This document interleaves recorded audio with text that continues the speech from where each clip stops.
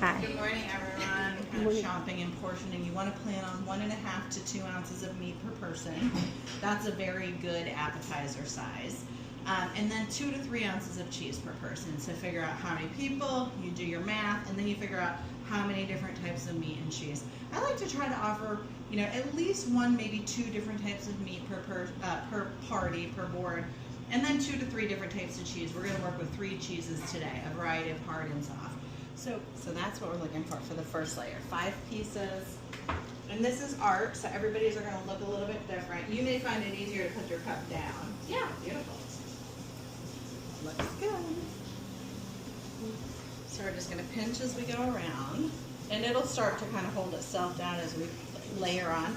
Now the next layer we're going to take 4. We're going to come slightly further in the cup. So let's say 2/3 of the way in, and see we're going to kind of scrunch them down in the middle of the cup now.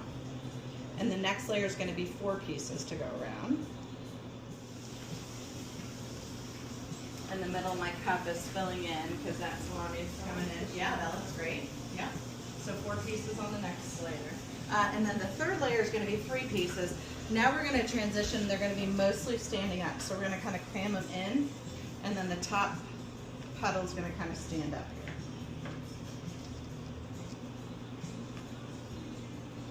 So I'm kind of using my thumb to make a little pocket. See how they're sticking up a little bit now? So they're going to transition from going overlapping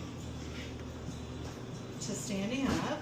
I'm just going to use my thumb and kind of make a little pocket here with them. Get it all nice and tight. Good. Then what we have left should be like 4 or 5 pieces. We're going to stack those up, kind of make one stack like this. So that's what we're looking for on the third. Yeah, very beautiful. Now we're going to create a little rosebud that we're going to pop in the middle.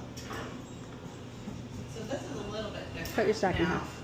Yep, perfect. Cut your stack in half. Yeah, I cut them all at once. Yep, stack them all like 4 or 5 together like that in a stack, and we're making little half moon shapes. So then we'll have like 10 of those. And then what we're going to do with these is make a little rosebud that we're going to stick in that pocket. So we're going to pick the first one.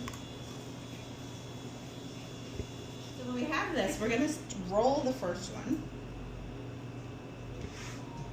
So the part that you cut is the bottom. We're going to take all the rest of them and just keep rolling them, adding them to it, and rolling around. So we're going to keep going around and around. And I kind of stagger them to like hold the seams in. So just make sure the flat parts are staying all lined up on the bottom here.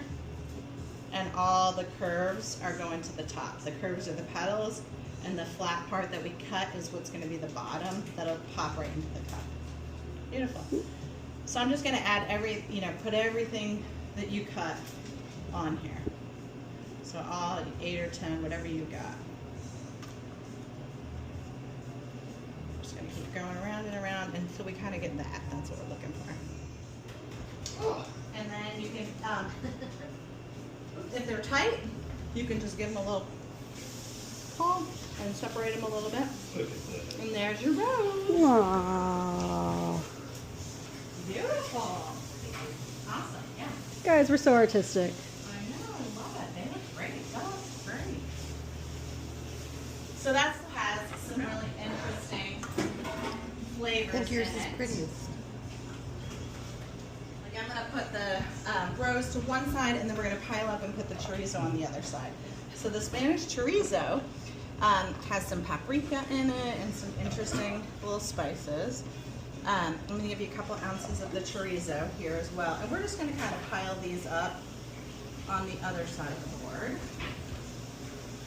So we're going to put the chorizo on one side and the salami on the opposite side. So we're starting to think about composition now and how we're going to balance our board out. So we don't want all the meats next to each other because the meats are all kind of red. And the cheeses are all going to be like white and kind of yellow. Brie. So this one has, so Brie is a French cheese, and it's probably the most famous of all the French cheeses. The rind on the Brie is actually meant to be eaten.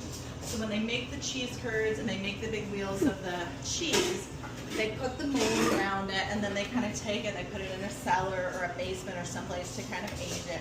Bring a younger cheese, they don't age it very long, towards the back. And put the tip of the knife, line it up there first before you actually cut, and then press down, all in one swoop.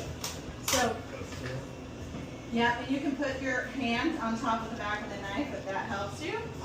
We're not gonna saw back and forth, we're just gonna make one pass through, and then you can kind of peel the side off.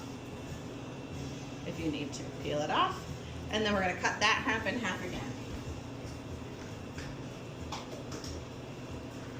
So the key to really beautiful cheese boards is going to be kind of slicing in the preparation on the cheese. So we want everything to try to be, you know, roughly the same size. That uniform size is going to give us a professional look. Nope, you can peel it right out. So cold cheese, big knife is my big sharp knife. Cold piece of cheese is kind of the best way to go. So I'm going to take them in, I'm going to put my salami here, my chorizo here. I'm going to kind of go around and make a little bit of a starburst pattern with them. So we could have bought a big hunk of brie. So I kind of take one and go perpendicular and then just kind of angle them around, almost like dominoes. We could have bought a triangular hunk of brie at the store and pop that on the board and put a cheese knife with it, or really any of the soft cheeses. What I have found through many years of, you know, kind of catering and putting together cheese boards is that's very intimidating for people. People do not. So unlike the brie that had the edible rind, this rind is not edible. So this is a wax rind. This is an aged cheese as well. So this cheese is imported from Spain. So it's made from sheep's milk. They put the big wheel together. They put the wax rind around up on its side on your cutting mat. And try to just strike just the rind off. Don't take too much of the cheese off, but try to make it in one pass, if possible. And I will come around and get rid of those for you. And then we're going to try to cut it into 8 equal sized pieces. Once we kind of get them cut into the 7 or 8 pieces, we are going to flip them. Flip every other. Flip. And create what I call like a bow tie effect. So we're going to flip every other one. There we go. Yeah. And we're going to make a little bow tie. Yeah. Take a bite of one of those. Tell me what you think. And we're going to put those right on the board all together. I kind of like center of the board is kind of a good spot, like between the kind of dividing out the salami and the chorizo. Yeah, those look good. So we're gonna kind of find the spot on the board where we want this, and I'm gonna say kind of to the side of the salami is good. I'm gonna put the big knife in there and just give it a little bit of a turn, and we're gonna crumble and cleave it off from the big block. And we're going to do that whole block of cheddar. Try to do it on the wood board and not on the cutting board. And don't go too small.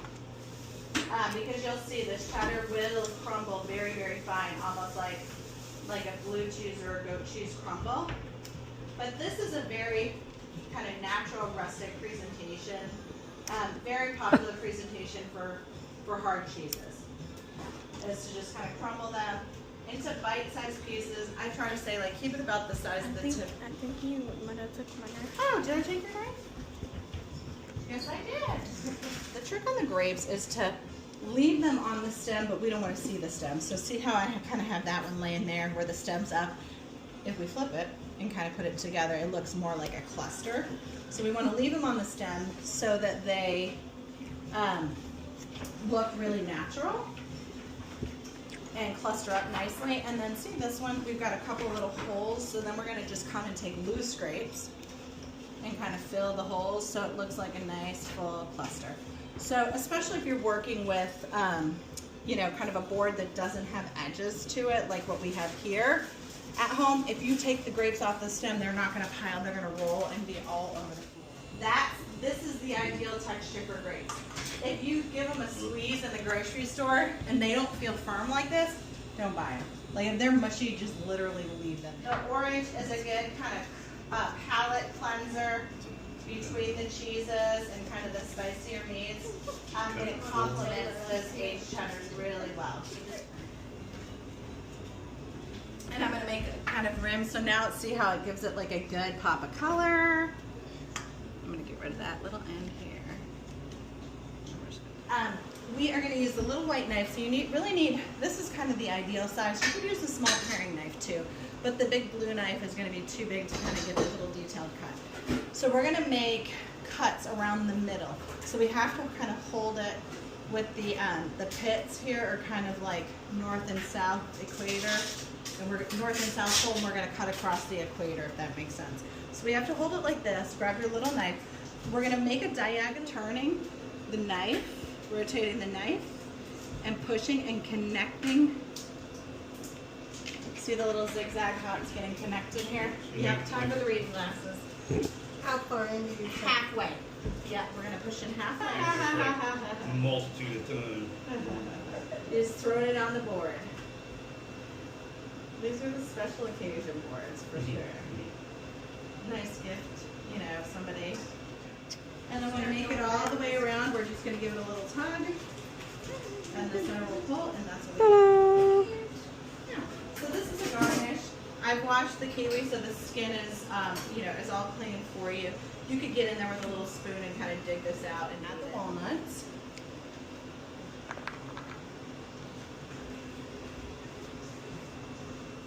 Put them together in like a little pair. So, and I like to add the strawberries at the end because it's going to be a pop of color. So first thing we're going to do, we need a flat surface on the back. So we're going to cut the first half off. Okay. The whole half? Just the first little slice has to go all the way off. Right. Get rid of that. So now we have a flat part to kind of put it down on. Then we're coming in and we're going almost. And so now you got to make those slices the same width, and they got to be thin. And we can put this on the, we can put this fan on the brie. So see how they're, yep. So we're gonna make like 10 slices, right? And then we just kind of turn it over. Ah, I like it. Yeah. So that's advanced for sure. Yeah. And that would be pretty to put right on the tip of the brie. Woo. I'm gonna come around with the pomegranates for everybody else. If anybody wants another strawberry to learn that, I can give you one. I want a Want strawberry. to try one? Yeah. Okay. With the stem toward the edge of the plate? Or I would go with the stem towards the middle. Oh, beautiful. Yeah. And put it on And the put it brie. right there. Yeah. Right there on your brie. Yeah. Maybe we'll move the blueberries actually. Lift it up for a sec. Let's move these over here. It's not sit. I gotta lift it And maybe we lift your brie out a little bit so it. Oh. Yeah. Oh, that's lovely. Yeah. That looks great. Okay, how many more berries do we need? Good. Okay. Aw, You did. look at yours. Yes. Yeah. Did you get one? Mhm. So we're gonna put a little bit of pomegranate seeds. You can buy the pomegranate seeds already done for you, or on the cheddar.